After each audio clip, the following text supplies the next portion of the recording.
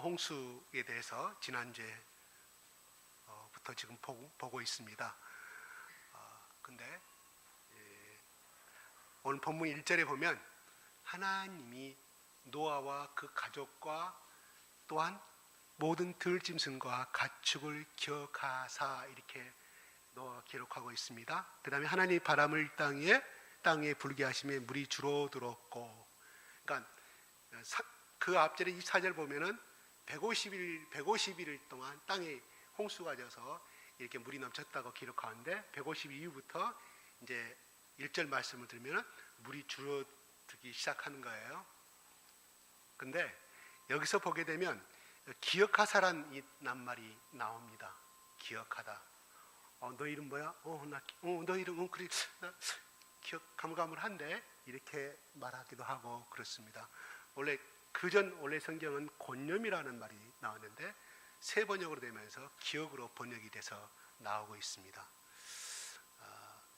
이 기억하다는 것은 단순히 어떤 잊어버렸던 것을 다시 생각나서 이렇게 기억하는 그런 의미가 아니라 늘 잊지 않고 생각하며 보살펴준다. 그러니까 언어를 따지면 돌보다 해상하다 이런 뜻을 가지고 있으며 그거를 더 구체적으로 풀면은 바로 늘 잊지 않고 생각하며 보살펴주는 것. 이 세 가지 의미가 담겨 있어요. 그러니까 다시 말씀드려서 홍수 심판을 하나님께서 그들을 들어가라 해놓고 그냥 잊어버렸다가 이제 물이 너무 넘친다. 하나님이 갑자기 생각나서 기억했다는 그런 뜻이 아니라는 겁니다. 우리 한국어에는 그냥 이렇게 특별한 번역의 단어가 안 나오니까 이렇게 기억하다고 이렇게 써놓은 거예요. 그렇지만 그 언어의 뜻은 이런 뜻을 가지고 있다는 겁니다. 그런데 창세기 19장에 보면은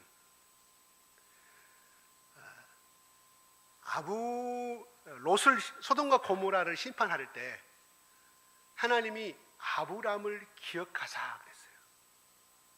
롯을 기억하사가 아니라 아브람의 기도를 기억하사 롯을 살린다는 장면이 나오거든요. 창세기 19장에. 하나님이 롯을 기억하사 살려야 되는데 왜 하나님이 그 현장에 없는 소돔과 고모라의 그 멸망의 현장에 없는 아브람을 기억하사 롯을 살렸는가? 이걸 하면 이것도 우리가 퀘스천 마크로 생각해 볼 수가 있거든요.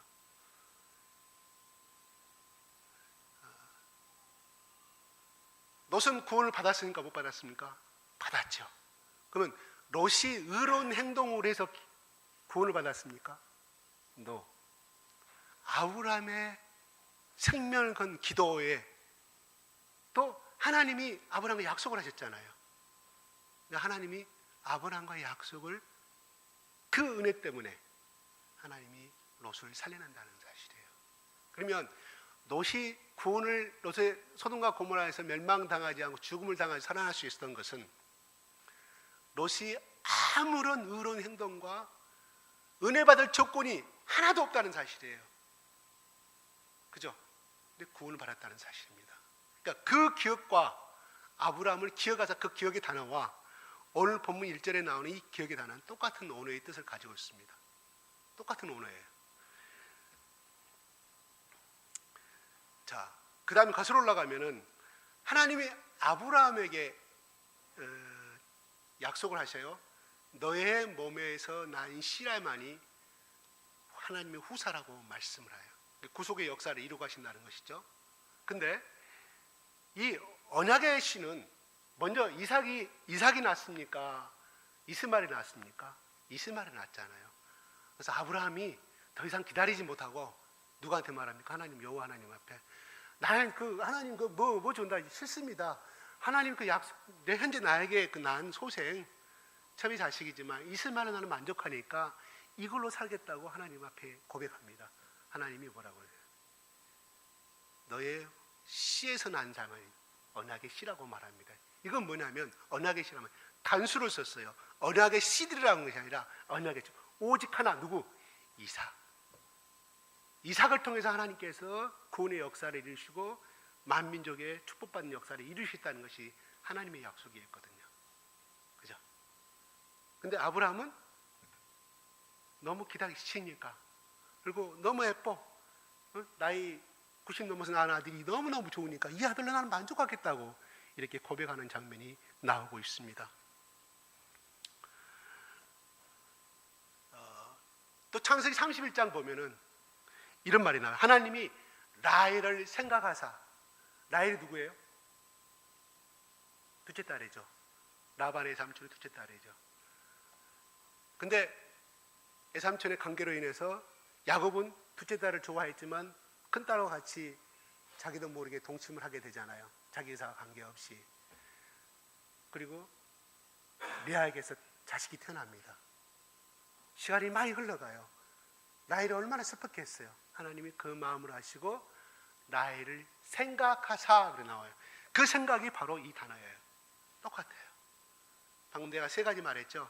똑같은 히브리 언어로 똑같은 단어를 썼습니다. 그러면 라헬이 하나님 앞에 후손을, 야곱의 그 씨앗을 맬 자격이 있는 조건은 뭐가 있습니까? 라헬이 하나님을 열심히 사랑했다고 나옵니까? 아니잖아요. 자기 아버지, 친정아버지 어떤 사람이었어요? 우상을 섬기는 사람 있지 않습니까? 그죠? 그 사람 밑에서 성장한 딸들이에요. 하나님 앞에 구원을 받아야 될, 택함을 받아야 될 아무런 조건이 없다는 사실이에요. 사랑을 받아야 돼. 하나님의 일방적인 선택이라는 뜻을 가지고 있다는 겁니다.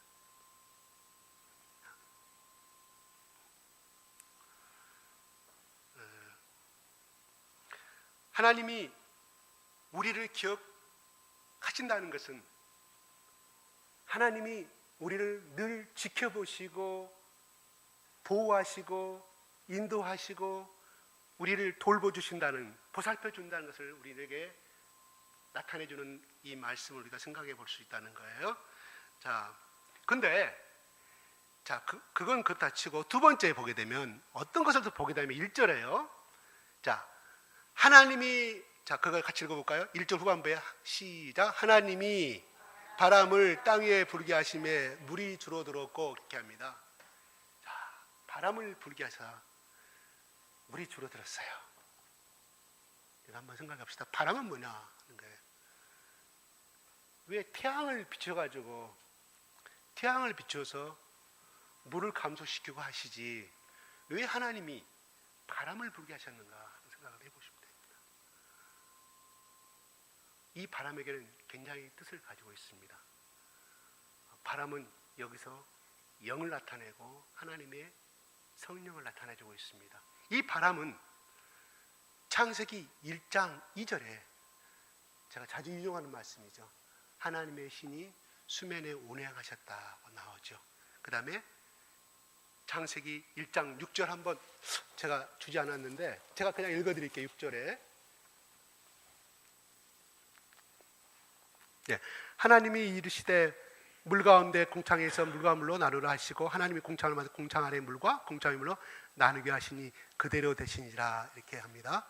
이건 제가 좀 이따 6절하고 7절은 다음 좀 더 설명할게요.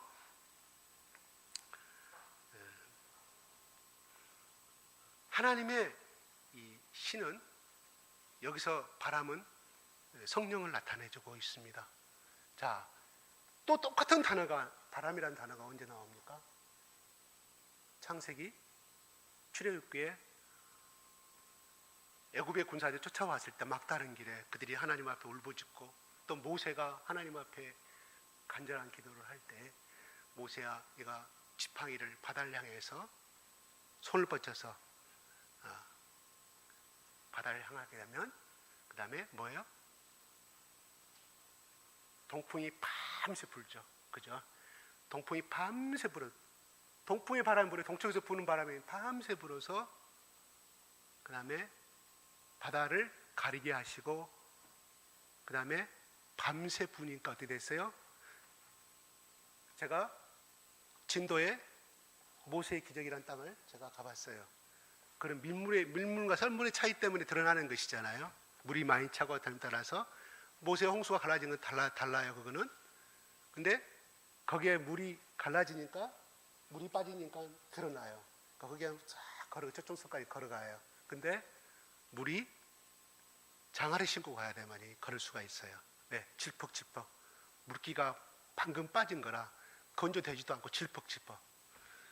그런데 모세를 통한 출애굽 그 당시에 하나님이 동풍의 바람을 일으켜서 그 땅이 말랐다고 기록하고 있습니다. 기절 지금 정확히 못 찾겠는데 마른 땅을, 건조된 땅을 250만 명의 민족들이 걸어갑니다. 그래야 잘 도망갈 거 아닙니까? 뒤에서 전차가 쫓아오니까. 그렇죠? 거기에 바람이 나옵니다.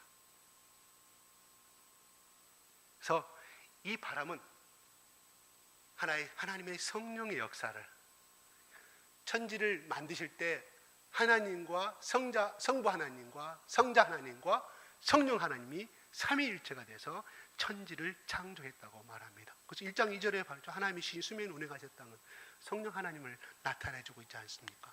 이렇게 나갑니다. 여기서 우리가 생각을 많이 해볼 수가 있다는 것입니다. 그 다음에 하나님이 태양을 더 강렬하게 해서 그를 빨리 건조시켜서 이 사람들을 방주에서 나오게 해야 되는데 하나님이, 성령의 하나님이 바람을 불게 해서 그 땅을 빼게 만듭니다.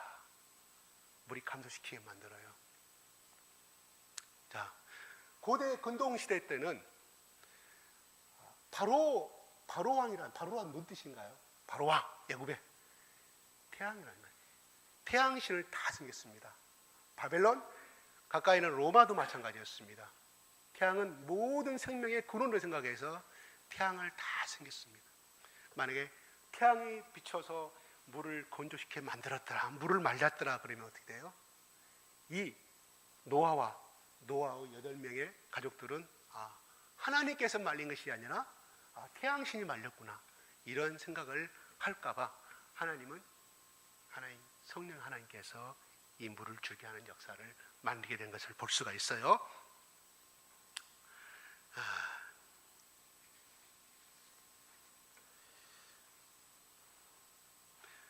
참고적으로 물이 갈라졌고 한 것은 여기다 제가 적어놓은 거 있는데 출애굽기 14장 21절 제가 읽어보시면 참고적으로 보시면 나오게 됩니다.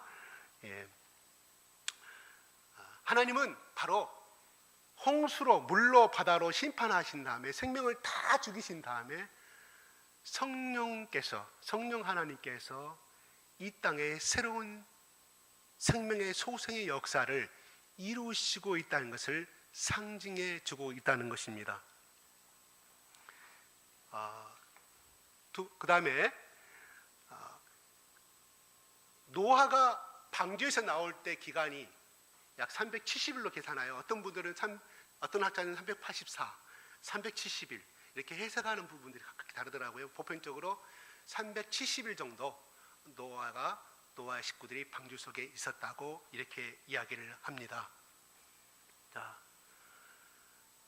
중요한 것은 1년 동안에 그들이 방 안에 있을 때, 방주 안에 있었을 때 어떻게 생활했을까요? 한번 생각해 보시면 좋겠습니다. 각기 종류가 다른 짐승들도 있었을 것이고 또한 초식동물도 있었을 것이고 우리가 생각하는 호랑이와 사자도 있을 것인데 어떻게 지냈을까? 그래서 학자들은 그때 당시만 해도, 홍수 이전만 해도 모든 동물들이, 짐승들이 초식동물이었다고 합니다. 그래서 풀과 식물로서만 먹고 살 수 있는 그런 것이었다고 그래요. 예, 그렇기 때문에 그들에게 필요한 사료라든가 무슨 고기, 다 고기 잡아먹을까, 사슴도 있었을 것이고 노루도 있었을 것인데 호랑이야 이런 것들이 잡아먹을 수 있지 않느냐. 그것이 아니라 초식동물로 살아갈 수 있는 그런 동물들이었기 때문에 원래가 그 방주 안에서 살 수 있었다. 또 두 번째는 370일 동안 배 안에 있으면서 얼마나 무료했을까? 누가? 사람들이. 그죠? 8명의 사람들이 굉장히 무료했을 것 같아요. 그래서 비가 그치기 시작하고 이렇게 하게 되자 370일 동안에 때로는 이제 비가 그쳤으니까 밖에 나가보자, 이런 이론도 있었을 것이고, 언제까지 우리가 이렇게 살아야 되는가? 하나님이 노아에게 방주로 들어가라고 말씀하셨지만 홍수가 내기 전 7일 전이죠. 들어가라고 해서 하나님 문을 닫히셨잖아요. 근데 중요한 것은 너희가 들어간 다음에 370일 후에 너희를 내가 꺼낼 것이다고, 홍수가 끝나고 땅이 다 마르게 될 것이라고 말했습니까? 말했어요? 안 했죠. 그리고 노아야 들어가라고 그랬을 때 7일 후에 홍수가 시작된다고 말했습니까? 안 했습니다. 시작과 끝을 말하지 아니하신 하나님, 왜 그랬을까요? 왜 그랬을까요? 하나님이 너희들이 언제까지 내 말에 순종하고 내 말에 따를 것인가에 대한 하나님의 중요한 시험도 담긴 의미가 들어있다는 겁니다. 자, 그 약속을 안 했기 때문에 어떻게 돼요? 중간에 이제 물이 빠진 것 같으니까 누구를 보냅니까? 까마귀를 보내죠. 왜 먼저 까마귀를 보냈을까요? 그 다음에 두 번째는 비둘기를 보냈을까요? 까마귀가 더 힘이 세서 나르기 때문에 그랬을까요? 제일 배가 이르렀을 때 어디에 대해 이르렀냐면 4절에 보면 아라랏산에 머물렀다고 이야기합니다. 그러면 아라랏산이 오늘날 현재 터키 내에 있다고 그러는데 지금 해발 고지가 5,100m입니다. 그러면 에베레스트는 8,700m 그런가요? 조금 뭔가 2,000m 차이가 나고 그러잖아요. 근데 그때 홍수가 났을 때 깊은 샘이 열지고 하늘에 문이 열려서 쏟아졌다고 나옵니다. 자, 창세기 방금 내가 읽었던 1장 5절 6절에 하나님이 궁창을 나누사, 궁창을 나눠요. 원래 궁창이 하나 있는데 나눠서 반 틈은 하늘의 궁창을 만들고 반 틈은 땅의 궁창으로 만듭니다. 그래서 땅 속에 수많은 지하수가 바다만큼의 물이 잠기게 된다, 머물게 된다는 사실이에요. 오늘 이번에 중요한 것은 미국의 모 대학에서 엊그제입니다. 제가 인터넷에서 봤는데 지구 속에 현재 지구 위에 드러난 바닷물만큼의 양이 땅 속에 들어있다는 거예요. 지하수가. 그것은 여러 가지 뜻이 있는데 지진이 일어날 때 지각변동들은 예를 들어서 태평양이 올 때 이번에 우리 저쪽에 경주하고 양산 지구대 막 이렇게 지진대가 나눠져 있잖아요. 그것이 움직일 때 이 물들이 융화유 역할을 하게 된다는 사실이에요. 하나님 얼마나 기술자예요. 만약에 이것이 없으면 지구는 그냥 박살난대요. 근데 그 사람들이 발표한 것은 그걸 말한 것이 아니라 하나님의 창조 그것이 아니라 그냥 그 지질학자들이 발표한 게 만약에 이 지하수의 저 심층 속에 이만한 물들이 없었다고 하면 지구는 박살날 것이다. 하나님과 관계없이 그 사람 논문을 발표한 거예요. 창조과학에서 발표된 것이 아니라. 얼마나 하나님 오묘하십니까? 그죠? 네? 2절에 8장 2절에 보면 기품의 샘이라고 그랬어요. 기품의 샘. 뭐요? 바다 속에도 깊은 우물이 있다고, 지하수가 있다고 이미 발표된 것은 사실이잖아요. 거기 땅이 다 열렸다는 사실이에요. 그리고 궁창이라는 것은 그때는 태양의 자외선과, 이 궁창은 하늘을 말합니다. 지금 우리가 보는 스카이예요. 궁창 위에 물이 있다는 거예요. 그 물이 두꺼운 물층을 이루어서 우주에서 오는 모든 해로운 전파라든가 자외선, 태양이 오는 자외선 모든 것을 차단할 수 있었기 때문에 인간의 생명이 900세 이상을 살 수가 있었다는 것이 오늘날 과학자들이 말이에요. 홍수 이후에 이것이 깨져버렸기 때문에 우리 인간은 모세 시대에 와서 120세로 수명이 단축된다는 것이죠. 그래서 서울대 비타민 박사 이양재 교수, 여러분 한번 인터넷 한번 찾아보십시오. 그분 사이트가 있어요. 그분이 주장하시는 것은 뭐냐? 그분만이 아니에요. 그분들과 같이 연구하시는 분이 원래 인간이 장수할 수 있는 조건 중에 하나가 우리 인간의 간에서 비타민 C를 자체적으로 하나님께서 만들 수 있도록 만들었다는 사실이에요. 근데 홍수 이후로 그 기능을 상실해버렸다는 사실이에요. 물론 하나님이 유전자를 어떻게 변형시켰다는 말도 있지만 이제 기후과학적으로 말을 한 것이 그런 어떤 자외선에서 인간 스스로가 그 기능을, 비타민 C 기능을 잃어버렸다. 이제 그렇게 두 가지로 이야기를 하고 있습니다. 근데 참고적인 것이니까요. 자,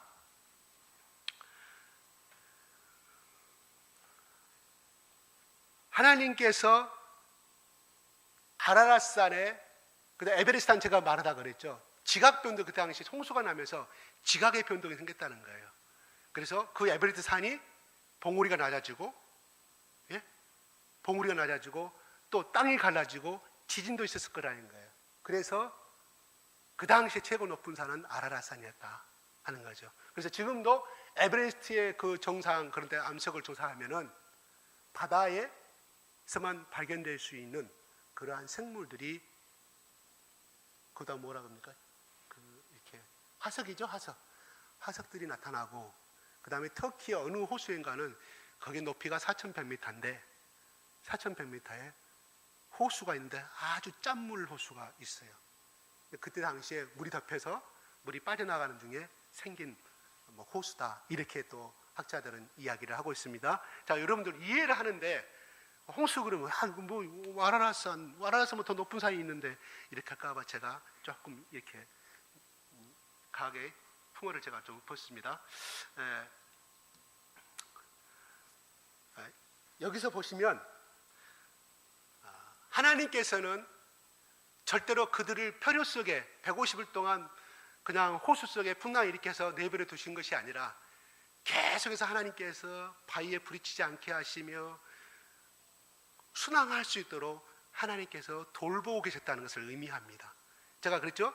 늘 잊지 않고 생각하며 보호하시고 돌아보신다는 것이 권념과 기억의 언어의 뜻이라고, 그죠?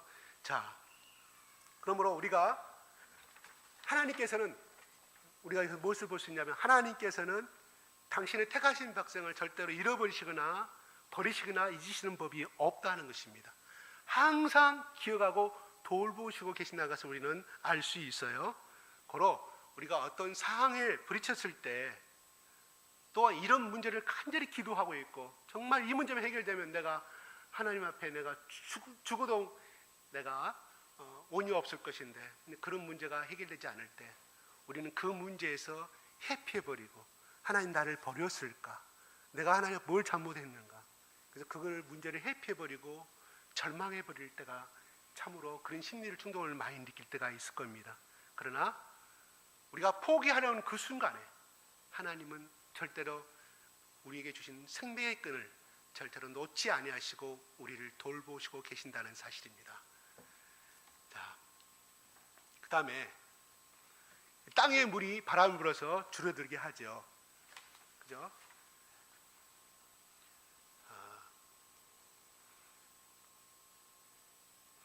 여기서 보면은 2절에 기품의 샘과 하늘의 창문이 닫히고 하늘에서 비가 그침에, 그래서 기품의 샘과 하늘의 창문이 닫혔다는 것은 하나님께서 땅이나 하늘에 뚫려 있던 어떤 구멍을 막으셨다는 뜻이 절대 아닙니다. 그것은, 이 말은 하나님께서 홍수 이전의 상태로 온이치시겠다는 것을 의미하고 있습니다.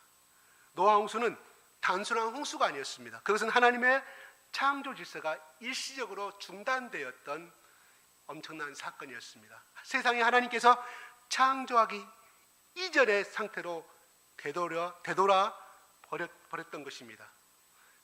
공창의 물이 다 쏟아졌으며 솟아올랐던 땅이 다 꺼져버렸고, 그러자 바닷물이 밀고 들어와서 온 세상에 물로 뒤덮어버린 사건입니다. 그런데 이제는 하나님께서 다시 세상을 홍수 이전에 창조의 시계로 회복시키는 장면이 나오게 됩니다. 그래서 이 장면에서 시편 저자는 104편 9절에 이렇게 말합니다. 듣기만 하세요. 주께서 물의 경계를 정하여 넘치지 못하게 하시며 다시 돌아와 땅을 덮지 못하게 하셨다고 말합니다. 그저 6절에 보면은 시편 104편 6절에 이렇게 되냐면, 옷으로 덮음같이 주께서 땅을 깊은 바다로 덮으심에 물이 산들리로 솟아올랐으나 주께서 꾸짖으시니 물은 도망하여 주의 우레소리를 말미암아 빨리 가며 주께서 그들을 위하여 정하여 주신 것을 흘러갔고 산은 오르고 골짜기는 내려갔나이다. 그래서 홍수 그 상태를 시편 기자는 이렇게 말해주고 있어요. 자, 하나님께서 이렇게 회복시키는 계시는 동안에 노아는 방주 안에서 나오지 않고 끝까지 기다리는 장면이 나옵니다. 사실 방주 안에서는 많은 갈등들이 있었을 것이고 많은 소란도 있었을 것입니다. 왜냐하면 동물들도 그랬을 것이고 동물도 스트레스 받았을 것이고, 이 사람들 1년 이상 방주에 갇혀서 있었기 때문에 많은 갈등의 문제들이 있었을 거라고 생각이 들어갑니다.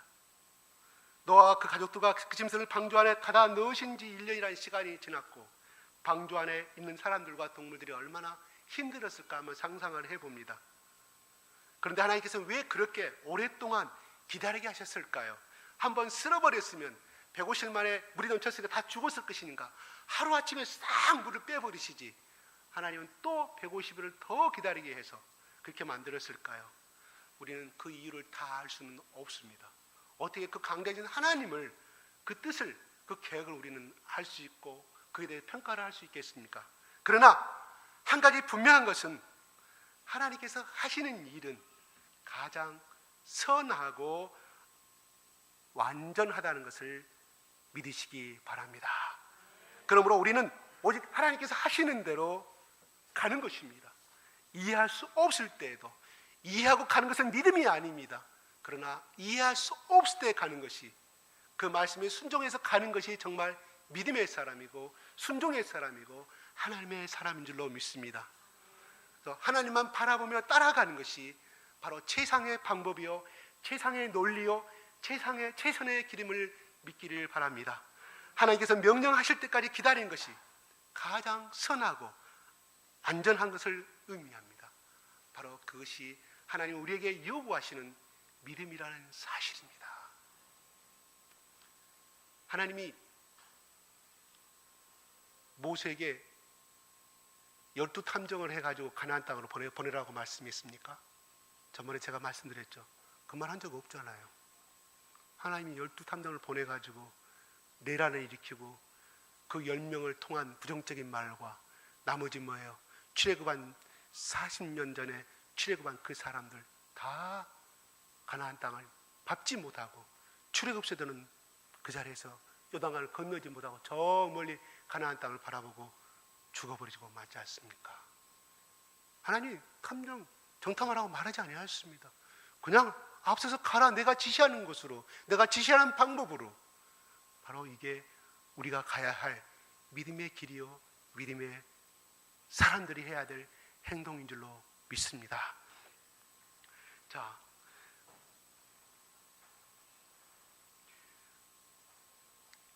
자, 아라랏산에 머무르는데 하나님께서 이제 내려오라고 말도 아니합니다. 아무 말도 없습니다. 하나님 지시가 없었기 때문에 노아는 계속해서 기다립니다. 며칠 동안 432, 120일을 더 기다립니다. 그래서 6절 7절에 보게 되면 그때 창을 통해서 까마귀를 내보냅니다.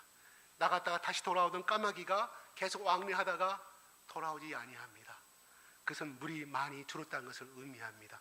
까마귀는 비교적 비둘기보다 비교적 높은 곳에 산다고 합니다. 그렇기 때문에 이제 처음에 날아갔을 때는 도저히 살 수 없는 만큼의 물이 찼기 때문에 까마귀 왔다 갔다 하다가 날아가 버리고 그만큼 물이 빠졌다는 것을 의미합니다. 그 다음에 누구를 보냅니까? 비둘기를 보냅니다. 비둘기가 계속해서 왕래를 합니다. 그런데 11절에 보면은 비둘기가 감람나무 새 잎사귀를 물고 돌아옵니다. 그렇죠?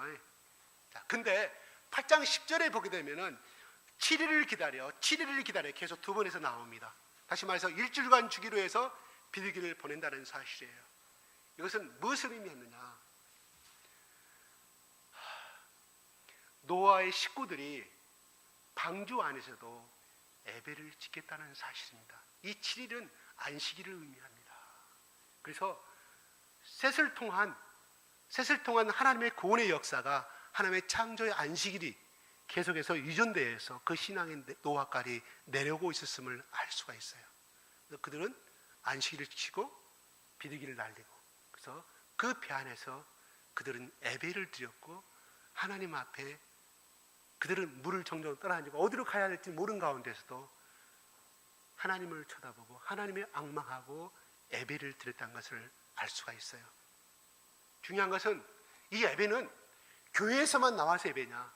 아니라 제일 중요한 것은 가정에서 우리가 예배를 드리는 것, 뭐 찬송 부르고 어떤 격식에 맞춰서 예배가 아니라 하나님의 말씀이 선포되는 것, 그것이 바로 예배인 줄로 압니다.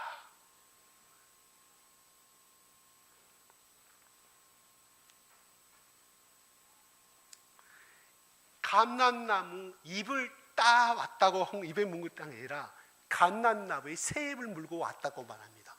왜 그랬을까요? 이것은 새 잎은 이제 물이 다 빠져서 감람나무의 새로운 생명이 소생하는 것을 말하는 겁니다. 이거는 부활을 상징하죠.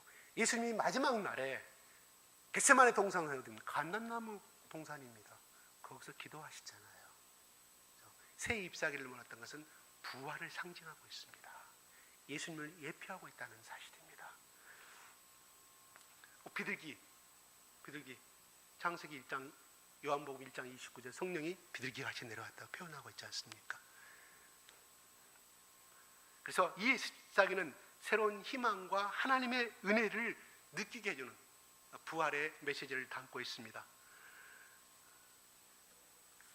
이제 비둘기가 날아오지 아니하면 왜? 이미 다 땅에 메말랐다는 것을 의미합니다. 자, 노아가 그들이 세상은 물로 덮여 있었고 세찬 바람이 불고 있었을 때 노아는 아직까지 물이 다 말랐고 비둘기가 날아가 버린 상태에서 얼마든지 나와도 됐었습니다. 근데 노아가 나오지 아니합니다. 얼마나 답답한 삶을 살고 있습니까? 아마 그 아들과 며느리들이 우리 시아버지, 왜 우리 아버지 이제 나가도 되는데 비둘기가 더 이상 날아오지 아니한 거, 땅이 다 말랐다는 거 아니겠느냐, 나가도 되는데 우리 아버지 저렇게 나가지 않는다고 때로는 불평불만도 했을 것입니다. 노아는 그들의 말에 귀 기울이지 아니합니다. 하나님의 음성으로 들리기까지, 하나님의 음성이 들리기까지, 하나님이 허락하실 때까지 노아는 기다리고 있습니다. 여기서 노아가 기다렸다는 대목은 나오지 아니하여, 그러나 우리는 그 행동에서 장면 하나에서 노아가 하나님의 말씀을 기다리고 있다는 것을 우리는 알 수가 있습니다.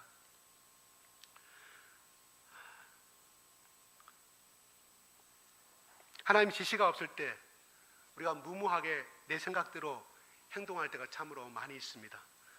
그러나 중요한 것은 하나님이 허락하실 때까지 기다리는 것도 참으로 필요합니다. 자, 나에게 어떤 제안이 날아왔습니다. 분명히 그것은 나에게 좋은 터전이요, 좋은 일터요, 또한 좋은 사업의 아이템이지만 누가 봐도, 그러나 우리가 중요한 것은 여기에 휩쓸리지 않냐고 하나님의 뜻이 있을 때까지 기다리고 또 기다리고, 그래서 하나님의 뜻이 있을 때 움직이는 것이 가장 이 세상을 살아가는 지혜로운 사람이요, 사업에 성공하는 위대한 사람인 줄로 믿습니다. 예. 14절에 보면 땅이 완전히 마른 것을 눈으로 직접 확인한 장면이 나오잖아요. 절대 움직이지 않습니다. 그런데 노아는 여전히 밖으로 나오지 아니합니다. 지시가 없었기 때문에 철저한 순종의 사람임을 우리는 알 수가 있어요. 우리는 예수 믿고 구원받은 성도가 되었습니다. 그런데 구원받는 후에도 우리는 바로 천국에 들어가지 아니하고 여전히 이 세상에 살고 있는 것은 사실입니다. 우리가 예수를 믿음으로써 근본적인 마음의 변화가 생겼지만은, 그러나 우리에게 달라진 것이 있습니까? 현실은 똑같습니다. 어려운 문제는 똑같습니다. 예나 지금이나 우리 자신은 이제 새 사람이 되었는데 세상은 전혀 변한 것이 없습니다. 세상에는 여전히 죄악이 가득합니다.